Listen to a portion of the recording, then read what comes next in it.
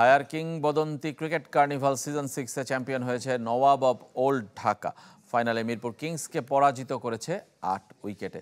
প্রথম সিজনের runners up দলটি প্রথমবার চ্যাম্পিয়ন হলো এবার। শ্যামলী ক্রিকেট ক্লাব মাঠে ফাইনাল সেরা হয়েছেন নওয়াব অব ওল্ড ঢাকার আর সুমন। 47 বলে করেছেন 136 রান। টুর্নামেন্ট সেরা ক্রিকেটার এবং সেরা ব্যাটসম্যান হয়েছেন একই দলের জামিল খন্দকার।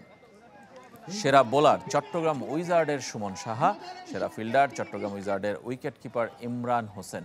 এছাড়া ফেয়ার প্লে ট্রফি পেয়েছে মিরপুর কিংস। জাতীয় দলের সাবেক ক্রিকেটার সানোয়ার হোসেন ফাইনাল শেষে পুরস্কার বিতরণ করেন। বিশেষ অতিথি হিসেবে উপস্থিত ছিলেন হায়ার বাংলাদেশের deputy managing director Wang Xiang Singh. Champion দল পেয়েছে 5 লাখ টাকা পুরস্কার, রানার্স আপ দল 2 লাখ। এই আয়োজনের মিডিয়া পার্টনার ছিল চ্যানেল 24।